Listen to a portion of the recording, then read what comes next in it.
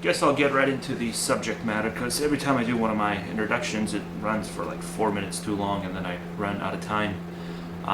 So let's do a bit on anti-statism and statism, and if you don't have context going into this debate, basically anti-statists refer to the state as a monopoly on violence, as an entity that has no reverence for the principle of voluntary interactions between individuals in exchange for goods and services. The state basically exists to eviscerate our individual liberties, even when we're not doing something wrong. So for example, if you exist in any geographic region where the majority has no problem funding the state, and the state still puts a gun to your head and says you have to pay taxes and you have to subsidize these programs that the majority has agreed that need to exist within this geographic region, and if you refuse to take part in that, the state will, they'll put a bullet through your head if you try to flee or something. So that's one of their main problems. It's that there's this principle for the idea that somebody else's need, even if it's a collective need, is not a claim on somebody else's, another individual's life. Their property, their income, just their livelihood, and what they do with their money.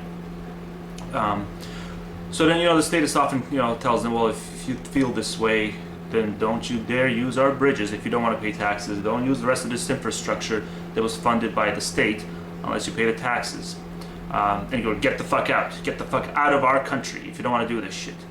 And that's taking it a step too far. I wouldn't make that argument because they do pay taxes. Very few of them actually resist by force not to pay them. They're just unhappy with paying them.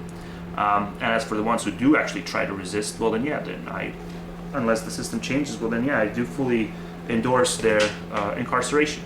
But the main kick is that they say that it doesn't matter. So my argument wouldn't be that they have to leave the country. My argument would simply be that they have to convince a majority to no longer, basically the argument from democracy, right? They'll refer to democracy as mob rule, and they'll say that answer is just as unsatisfactory as the other regular answer from the statist who just tells them to get the fuck out of the country if they don't like it.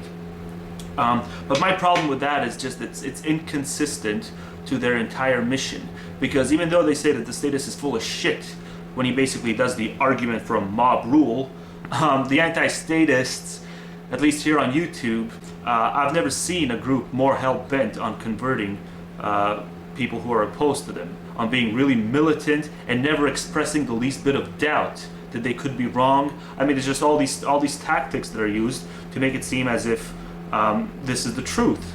And they're doing this, in my view, because they do recognize the value in this idea of strength in numbers. So they will work towards that goal to have the majority, but when the statist points out to them that it's about convincing the majority, they'll tell the statist, well, that's a bullshit argument. So that's a bit of an inconsistency in my view. And then I guess, one of their, and this is not all anti-statists, because there's a lot of branches. So I'm not referring to the anarcho-primitivists now, I'm just referring to the anti-statist who agrees with, because they do agree that there needs to be a replacement mechanism to deal with the criminals and such. So the government they propose is not a government where we're forced to fund it. It's a government that's just going to be a voluntarily funded one. So basically the police department needs to exist, just a couple of other basic departments, and everything else would be non-intervention. So it would be a very small government just to deal with basic things to maintain civilization, and a market, non-interference, all the other stuff, food inspections, just all done by private companies. Everything else would be privatized.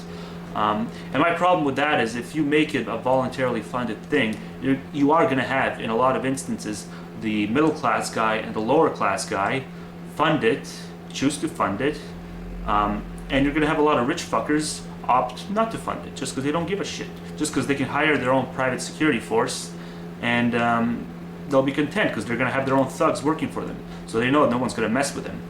And you are going to have this happen. So essentially what you're going to have is you're going to have rich people leeching off the goodwill of good people, of not good people, but middle class and lower class people. You are going to have leeches in that system. So I mean, it's sort of which one of these is the worst, the better of two evils, the lesser of two evils. To me, it is just having everyone forced to fund it, so that we don't have these rich people fucking leeching off of poor ones. I mean, it really is awful. And I guess the other argument I would have is that if you're going to pay someone to provide a service, if you're going to ask them to provide a service that's as essential to society as incarcerating criminals and putting your life on the line to go after criminals and to all the stuff that the police does, if you're going to ask someone to provide that essential of a service, you're going to have to guarantee them bi-weekly pay, basically. And you can't make that guarantee. It's impossible to make that guarantee if you're funding the thing that funds that department is subject to the whims of whether or not someone feels like being charitable or not. So if you're having a slow charity month, what are you going to tell all the policemen? What you're going to pay the sheriffs, and then the rest of the first year officers, are you going to tell, oh, sorry guys, you're going to have to wait for your pay for next month because we're having kind of a slow charity month. And I know you'll understand, because we're doing this alternative system where we're not forcing people to pay for your services that you're providing them. We're opting them to be charitable, and it's just not always going to work. You are going to have people who are going to take advantage of the fact that they don't have to pay for it. And I guess the other argument is that if the rich man isn't burdened with having 50% of his income taken away, he will, just by his own good nature, opt to be more charitable more often. But I'm just saying, if you look at the history of systems, of societies that have done this charity over forced taxation as when they incorporated that as one of their principles, it just did not end up well. A lot of people died very horrible deaths, and that's just a fact. So it didn't work in the past. I don't know why you guys think it's going to work in the future, but I guess gonna move on. 6-7 minutes, fuck. This other argument is the idea that regulations are not actually what gets these private companies to not put poison in our jelly or whatever.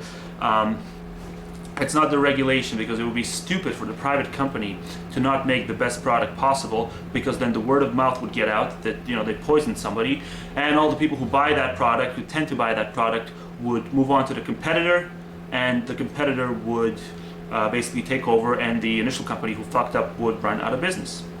The problem I have with this is that, for instance, all you have to do basically is look at companies like McDonald's. I mean, McDonald's is by far the most popular fast food joint of all time. And do they provide the best service? Do they provide the cheapest service? Is the average human being smart enough to figure out that they have a better alternative than that? No, they're not. Okay? No, they're not. And even if McDonald's was allowed to get away with doing more shit than they're allowed to get away with now, that the average fucking idiot would still not inconvenience himself and travel somewhere far further away in order to make a point and boycott the evil big corporation. No, human beings are going to do what's convenient for them. And if that means that, every 1,000th customer is going to be poisoned by something, that's just something they're going to be willing to accept. They have up until now, and I see no reason that this is going to change in the future. So that's as far as that goes. The other thing with completely saying that regulations are a non-factor, every single time everyone I know, every single time we've dealt with any corporation, any private company, and they were trying to screw us over, they didn't care about losing our business by screwing us over, by trying to squeeze us out of every penny that they could. They wanted to squeeze us and take shortcuts and do whatever it takes to get away with the bullshit fraud. Just cell phone companies. I've dealt with countless companies, and it was only when I went to the States, when I fucking went to, for example, employee services, if I got underpaid or something. It was only when I brought these regulations up to the private company and I told them, okay, well, I'm going to take my business to the state and I'll see you in court. It was only then that they budged. So what, you guys are expecting all of us statists to believe that even if we undo the state force, the companies will all of a sudden act differently? I'm sorry, it's just every bit of reality contradicts the proposal, the idea that they're going to be so worried about losing our business that they're going to act really nice to us and not take shortcuts when shortcuts are profit friendly. I guess if they really go to the extreme where they're going to poison like maybe 1 out of 10 people, okay, maybe then they will think about, okay, well, we don't want to poison 10% of our customers, but if it's going to be a shortcut, it's going to save them money and poison like maybe only 1 out of every 1,000 people, yeah, then they'll make the shortcut if there is no official regulation in place in stone. I guess I blathered on for 10-11 minutes already.